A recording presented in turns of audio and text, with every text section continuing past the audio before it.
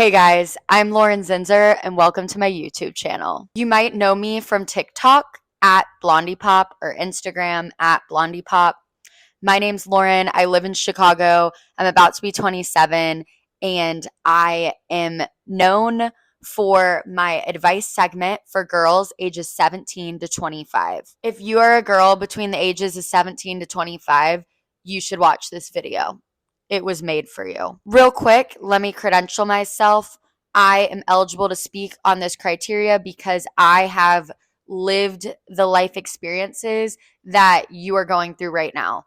Whether you're a high school girl, I've been a high school girl. Whether you're a college girl, I've been a college girl. Or you're a post grad girl, I've also been that. And now I'm just like an older version of that. The reason why I make these videos and honestly can do this is because I have done acting and the performing arts since I was 4 years old. So this is in my blood. Communication, talking to a camera, public speaking, it's an inherent ability that I have. It's also an ability that I've really honed in on and crafted. So that's why my advice just resonates, I think, with people. And yeah, let's get into it. This video is going to be Q&A style. I've gathered different questions and topics from you guys, and we're going to unpack them together. Long form. Typically, you see me do a quick, like 1 to 3 minute video on TikTok, spitballing some advice, but this one's going to be long form version. Let's get into it, Pookie Pies. Gotta get my laptop. The first topic that we're talking about is so juicy. I literally love this. Stories about how to get over a guy / decentering men. I want to say I actually got a couple inquiries about the decentering men topic. If you don't know, I made a video on TikTok and I also pulled it to Instagram. But basically, I was saying let go of seeking male validation and decenter men from your life. This is a really good one to unpack, actually. Before we dive into the topic of how to decenter men or just the topic in general and also a story and an example of how to get over a guy, I just Googled the Google definition of what does decentering men mean. So let's start there. Decentering men is a term used to describe a lifestyle choice or movement where individuals, particularly women, prioritize their own needs, desires, and goals rather than focusing on men's opinions, expectations, or validation. It involves reclaiming agency and defining one's own values, free from patriarchal norms. Disclaimer. This whole video, the premise of me and my page, it's not, I'm not ultra feminism, okay? But I do believe in this. I do believe in feminism. I'm just saying that's not like the whole premise here. I want to disclaim that real quick. Think about it this way. Me, you, when we were young, we were raised on stories like Cinderella, stories like Sleeping Beauty, all these fairy tales where the prince, the knight in the shining armor comes and saves you.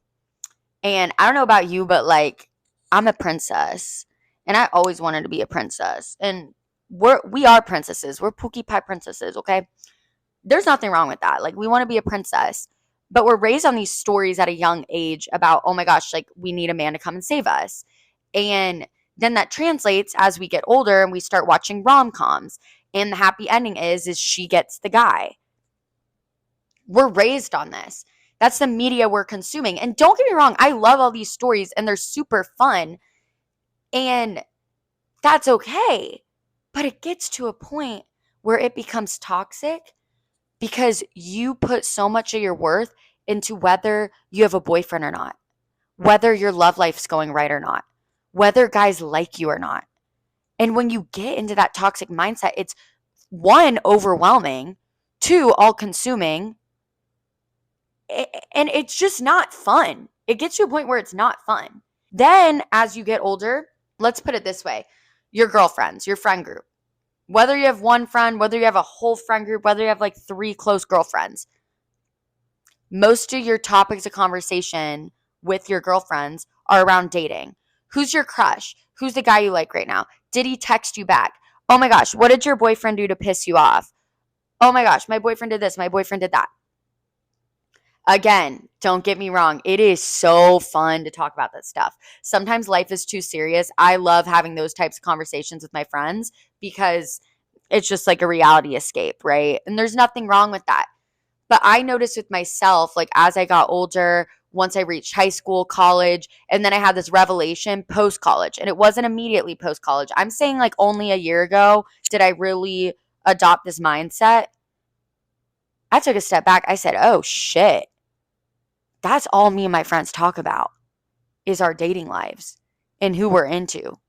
Like we're not connecting on anything else right now, right? Like it's just so prevalent. Whether you're having conversations with your girlfriends, maybe talk about a business idea you want to start, maybe talk about other things. It's not just about the conversations you're having. Really, why I think it's important to decenter men is for your mental sanity and for your self-worth. First step, whoa. So then it's like, okay, like how do I do that though, Lauren? Like how do I do that? First step with anything is just self-awareness. Just clock yourself. Literally clock yourself. I do it all the time.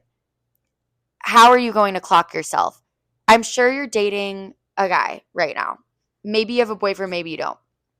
Let's say the situation you don't have a boyfriend, but you're in the talking stage with a guy. And you're at school, you're at work, and you texted him 3 hours ago, but he hasn't responded. You keep looking down at your phone and you're like, why hasn't this mother texted me back?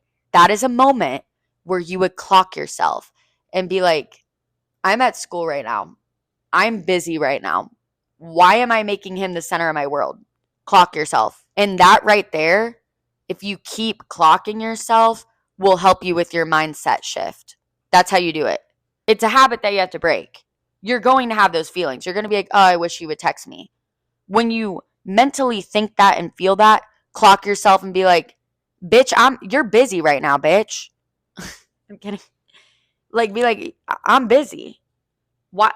Like, talk to that little voice in your head. Be like, I'm busy. I don't even care. It takes a lot of practice. And I still, like, trust me, we all have our feelings. We all get down bad, right? But, like, it helps with decentering. Another way to help with decentering is you need to have things going for yourself at all times. I don't care if your biggest aspiration is to be a trophy wife, to be a mom. That's cool. That's fine if that's your aspiration. I personally cannot relate. I'm not saying, whoa, my Apple Watch just went off. I'm not saying I don't want to be a mom or a wife. Like, you're not listening to a girl right now who doesn't want to be those things. I 100% do, but I'm just very business oriented and I love doing things. Okay. I love like building things and creating things. Okay. So I can't relate fully there, but you always need to have something going for you. Whether it's I'm trying to get into that nursing program or I'm trying to get into the college of my dreams or I want to be a doctor one day. You see what I mean? So there's no reason for you to be upset over him not texting you back. You should be focusing on those things at all times. It's really hard to do. I'm not perfect at it either. I'm just saying when you're down bad over a guy, focus on what you're building for yourself at all times, whatever that is for you. Now, the other half to this request was for me to share a story on getting over a guy or how to get over a guy. I have many of these. Y'all, I feel like I'm built a little different from a lot of friends, past friends in my life. Not all of them, but a lot of them. And I am the type who is quick to remove myself from a relationship from a talking stage. I never let it get to situationship. I don't play with that because I'm quick to remove myself when a guy disrespects me or is wrong. So I'm actually so well versed and well trained in how to get over a guy because I've had to do that multiple times in my life. And I've had to do it in really hard scenarios where, I was convinced that he was the love of my life.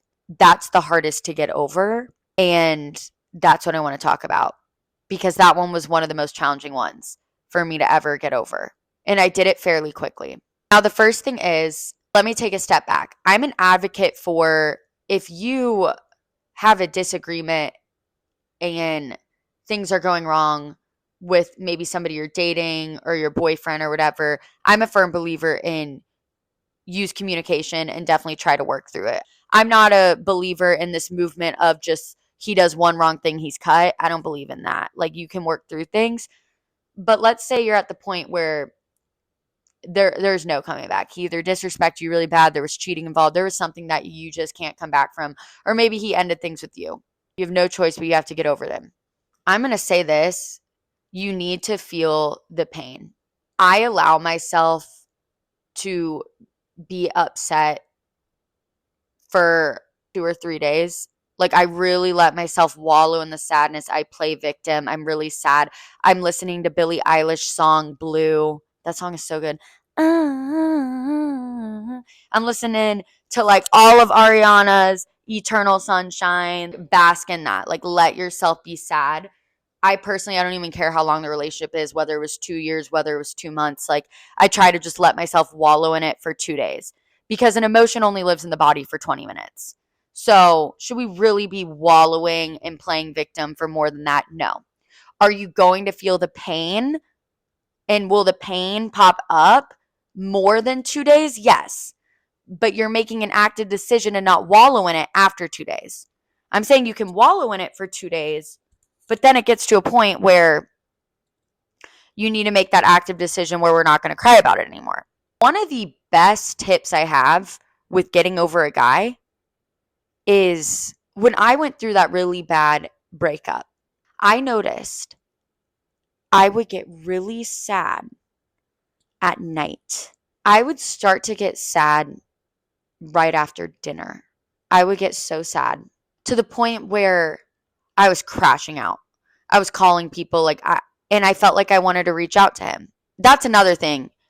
To get over a guy, you need to go no contact. Absolutely go no contact. If you're not no contact, first step is go no contact. Second step is what I'm about to say. What I figured out was, I'm going to be a bad bitch. I'm going to wake up at 5:30 a.m. and work out. Because one, that makes me better than everyone else. I'm sure you all relate. When you wake up in the morning and work out, like, I'm talking super early. I'm talking like either like 5 a.m., 5:30, 6:30 a.m. workout. Like, you're getting that in before school. You're getting that in before work. You're in the top 1% of people in the world. You have all the bragging rights in the world. I envied people like that.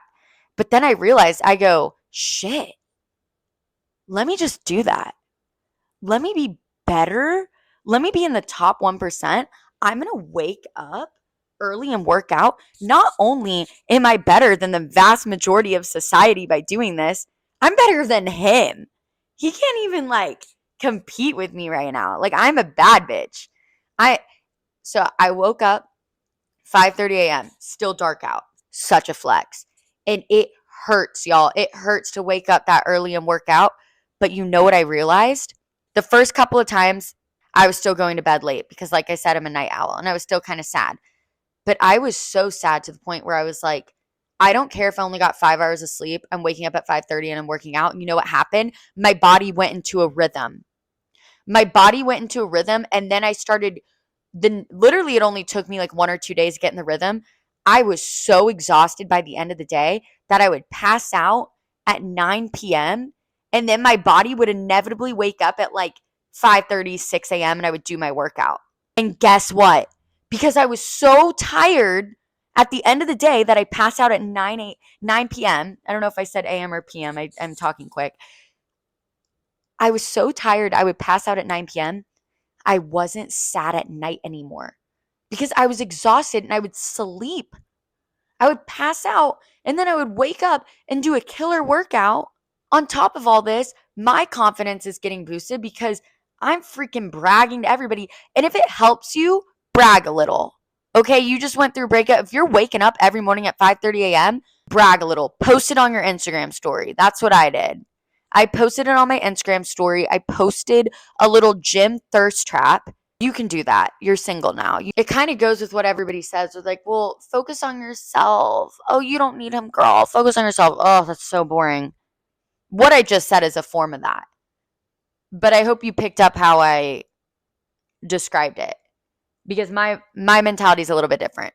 So wake up, do your early morning workout. You'll be better than him. You'll be better than everyone. You'll be in the top 1%. Do that. Go no contact. Absolutely. And I'm a firm believer of the best way to get over someone is get under someone else. Famous words of Blair Waldorf. I'm just kidding. I'm not promoting like actually getting under someone. Like, okay, I'm not promoting that. But what I'm saying is you can get back out there and date unless you really don't feel ready. Some people believe in like just be single, be alone, and heal. I mean, yeah, but there's no harm in like going on a coffee date, going on a group date, going on a double date, hang out with a guy as just like a friend. And that can be known between both you and him. It might be good for you to hang out with a different guy after this breakup on just a friend level so it can kind of heal you and you can realize, oh, like I can have guy friends. You know what I mean? So I believe in that. I hope that helps. Let's go to the next topic. I really lived on that topic for a while. Next tip, this was kind of a part of Decentering Men. I tapped into it. Being healthy, good habits, fitness, etc. Well, that right there was a good habit, how I described it on how you can get over him. Here's a healthy habit, and it's more of a mindset thing. One thing I want to say is I feel like there's a lot of pressure in our society to be on your workout grind and just clean girl aesthetic and be a good girl and like do everything right and da da da. No. That's not what I'm about to say. What I'm about to say is to create the habit of working out, you need to make it attainable and just aim to get some form of movement in every day. I used to have a really unhealthy relationship with working out. I was doing high intensity workouts every day. I did cross country in high school. It was never enough. I was running in crazy miles. I was doing crazy HIIT workouts every single day, and it made my body completely inflamed. I've let go of that. Now, yes, I focus on like 2 strength workouts a week and maybe like 2 more aerobic cardio group fitness ones. So I try to aim for like 3 to 4 like group fitness workouts. But I just focus on steps and movement. That's it. Just focus on that. You don't have to have a crazy fitness regimen and workout grind. You don't have to do an intense workout every day. Here's my advice on the fitness thing. 1, do group fitness classes. It is so fun. It is social. You're going to get in an awesome workout and you can turn your brain off because you just follow the instructor and you follow the class. You're going to get in a killer workout because you're working out with a bunch of people and you have no choice but to like come correct and do it.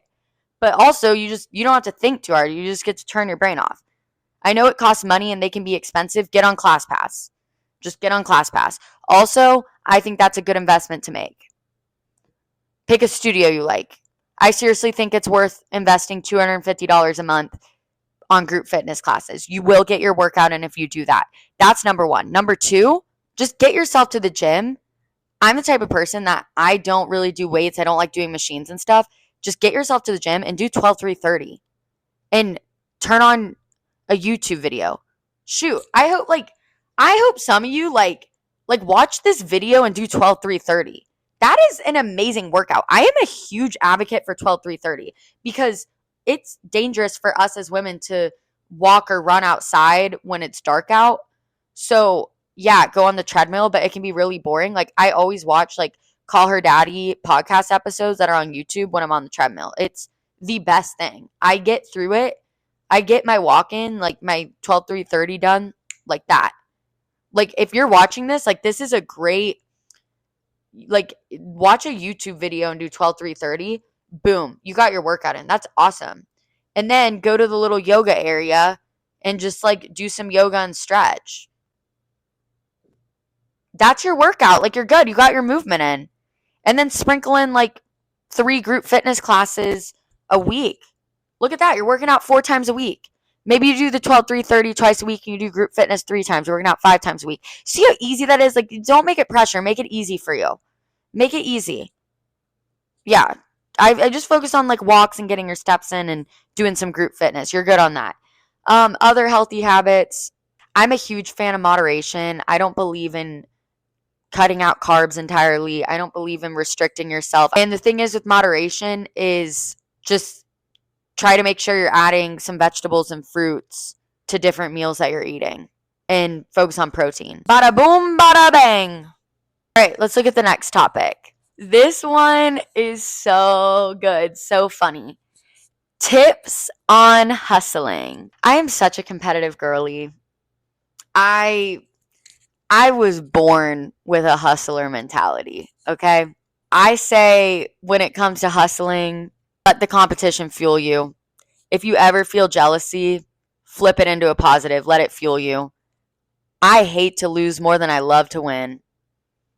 There, I said it. I want to be the best. That's why I do sales, right? Like I'm literally like I'm corporate's like dream girl, like absolutely. But that'll get you to hustle. Again, now comparison's a thief of joy, right? Like don't get too crazy and don't compare yourself all the time, but yeah, let yourself get a little angry if somebody has something that you want, if somebody's doing better than you. Use that anger to fuel you. It'll get you to hustle. Try to win, right? Get in the game and play. I said that in one of my videos. I live by that. Get in the game and play. I'm very money motivated, and I always have been. I worked 3 jobs at once in college. I was a nanny / babysitter for multiple different families. If you're a girl in college, like do that. Get on the Nextdoor app and make a little like bio about yourself and say, "Hi, I go to this university and this is my major and I babysat kids in high school," like that, like in your local like college town. Do it. The moms will pay you phenomenally and it's all tax free. So do that. So I did that. I worked at a juice bar because I love like healthy juices, like green juice, and that was super cool to me. And then I was a waitress and bartender because obviously you can pull in the tips, honey. You can make a lot of money. So I did all 3 of those. They were all very, very lucrative. I was securing the bag. Okay?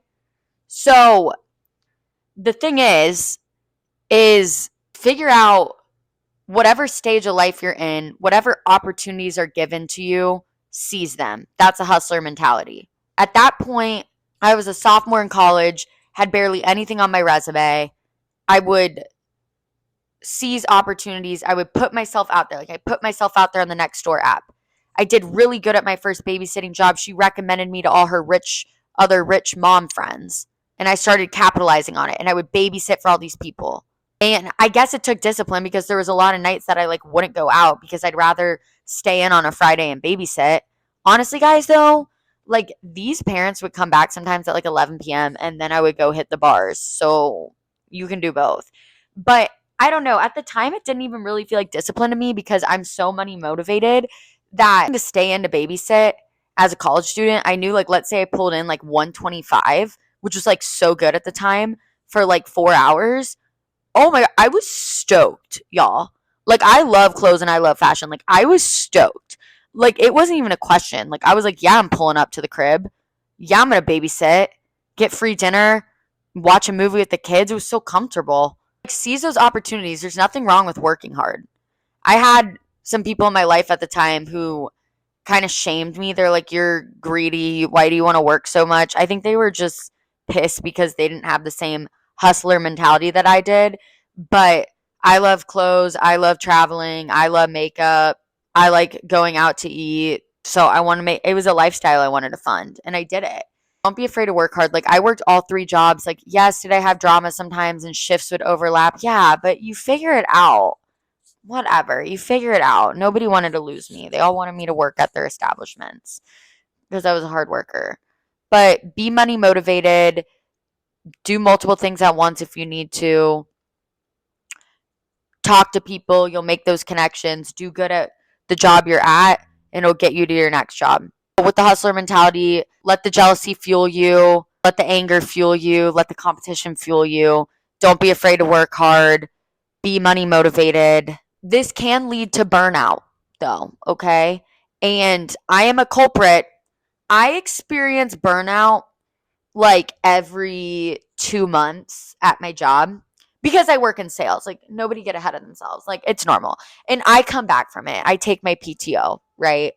So the thing is like, that's how you be a hustler. I guess it takes some discipline. Like, you have to have the discipline to maybe not do something fun, like a social thing, so you can do something that's going to make money or build your business. But it's totally fine if you don't feel like a hustler 24/7, because I don't.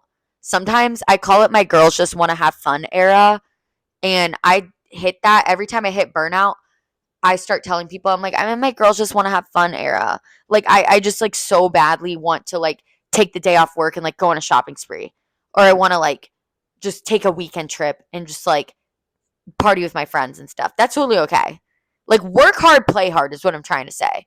That will fuel the hustler mentality. There we go. I finally got with what I was trying to say. Work hard, play hard is the best thing for hustler mentality. Next topic, kind of within the same vein of career and things of that nature, tips on creating a CV/resume. Use ChatGPT, first of all. Use AI. We have access to these technologies now, so utilize them. Write about your experience, and then it'll like craft it into like the fancy verbiage for you. And also, I would say with your resume, like at the top, have a paragraph like highlighting like who you are, and then do like each experience, and then do your education, and then like an accolade section and a skill section. I mean, I wouldn't think too hard on the resume, like, especially like, I don't know, for like my high school girlies, you probably don't have a lot of work experience under your belt yet. Even my college girlies, it was always kind of hard for me at that age because I was like, what? Like, I put on here that I'm a waitress. Okay. I put on here that I'm a babysitter. Yeah. You guys actually do. Like that's what you should be putting on there.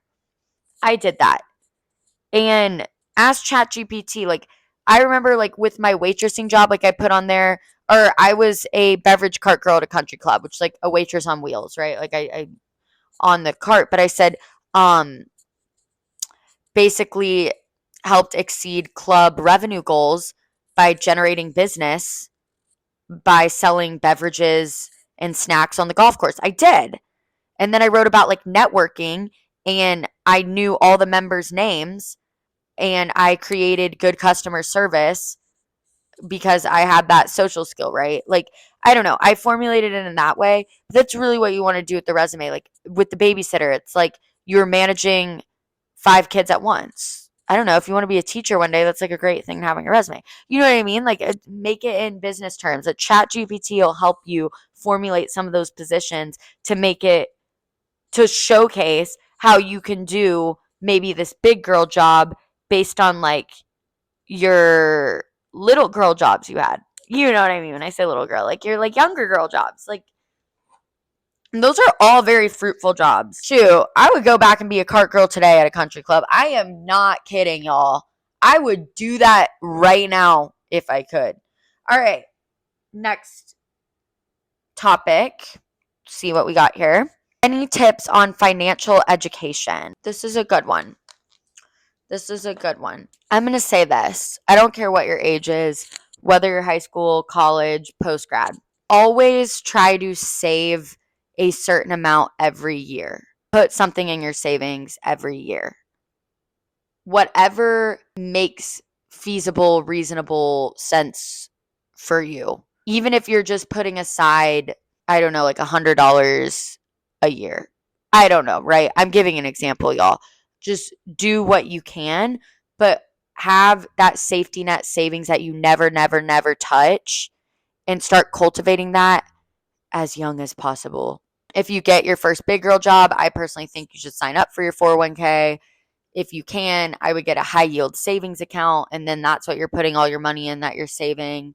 But I do think you should build credit and get a credit card.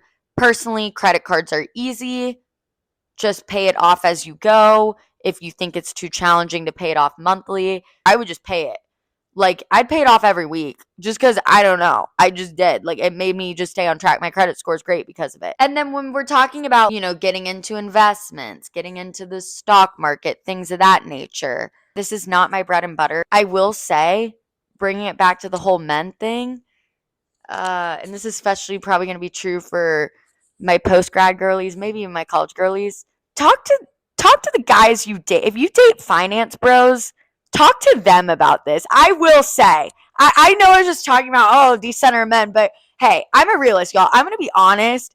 If you are actively going on dates with finance bros, you should seriously ask them these financial education questions because they are well versed in it. Okay? Honestly, I have gotten a lot of my knowledge from the past guys that I've dated when it comes to financial literacy.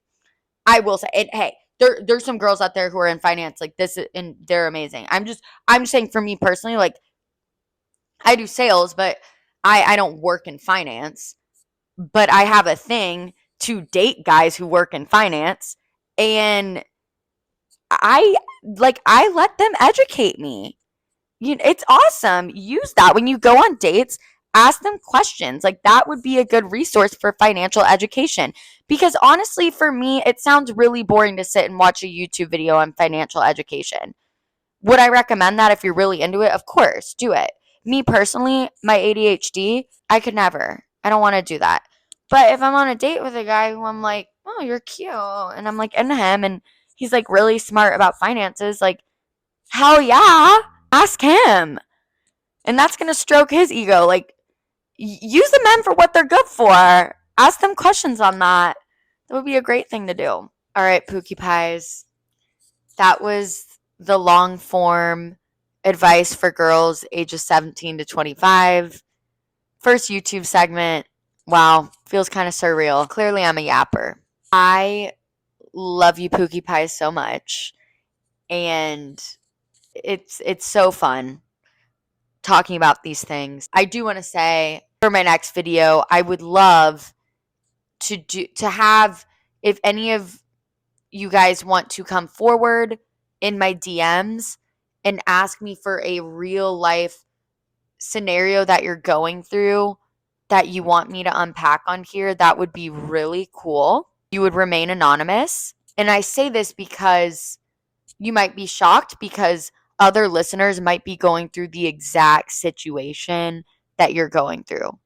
So if you DM me about, like, you need advice on a situation you're going through, I will respond back, but I'll respond as much as I can via text, but then I would take it here to the video and I would unpack it for you and say my 2 cents and advice on that.